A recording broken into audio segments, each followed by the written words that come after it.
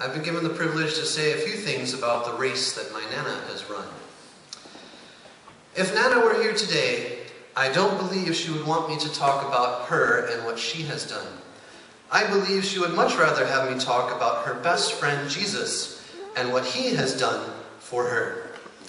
I don't know exactly when my Nana began her friendship with Jesus, but I do know that as a young lady, Edith May Maynard loved to ride her bicycle around the countryside surrounding Ingatestone as she praised God for the beautiful trees and flowers.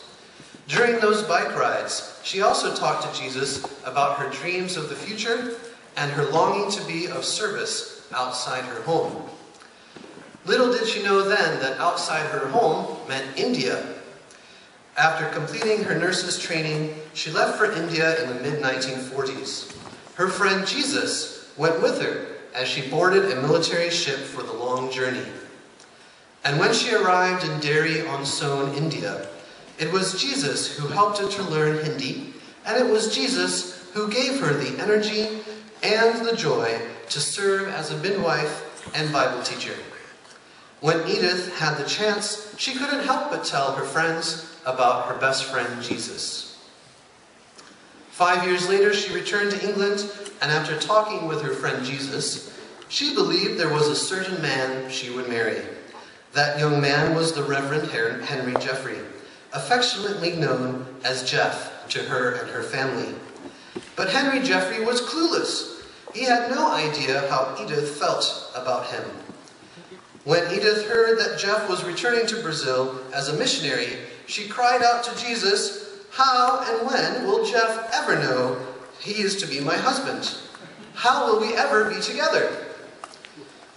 Her friend Jesus heard the cry of her heart, for soon the newlywed Edith Jeffrey was packing her bags for Brazil to accompany her new husband to a new mission field. In my allotted 5 minutes, I couldn't possibly review how Jesus helped Nana during her 20 years in Brazil.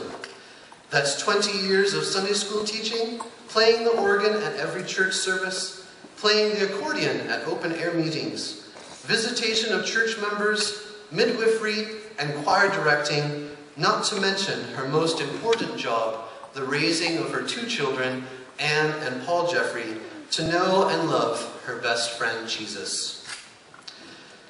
You may have noticed that I've ended up saying quite a few things that my Nana has done. But let me emphasize once again, as Nana would, that none of this could have been done if not for her friend and helper Jesus. Jesus helped her in times of sorrow. For example, after her beloved husband Henry Jeffrey died, for 30 years, Nana talked to Jesus about her loneliness. Even when Nana had a small concern, she would turn to her friend Jesus for help. For example, when Nana misplaced her keys, she would stop her flustered, futile searching, sit down on a chair, and ask Jesus to help her remember where she had put them. Soon she would sense Jesus telling her to move a book or search in a certain pocket, and there would be the lost keys. But Nana didn't only talk to Jesus in times of trouble. She spoke with him regularly about all things.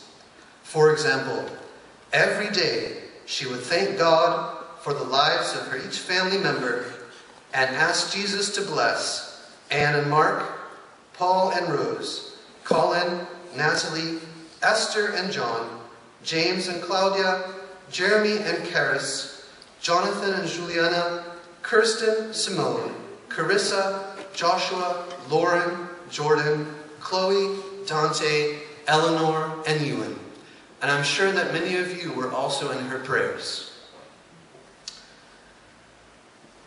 I know that Jesus heard my Nana's prayers for me, and that powerful prayer support is something that I will sorely miss.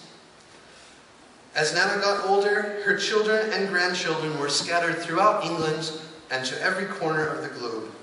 Her family sometimes was far away and couldn't visit her often. Yet from her own life experience, Nana knew there was one friend who would never leave her nor forsake her. That friend was Jesus. Do you need a friend who will listen to your dreams of the future? Do you need a friend who will give you strength to survive your routine, wearying days? Do you need a friend who will answer your cry of loneliness and longing for love? Do you need a friend who will comfort you when you are sad? Do you need a friend who will give you the joy to live?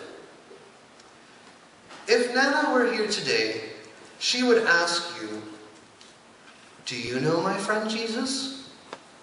I hope you do. But if you don't know my friend Jesus, I hope you will get to know him.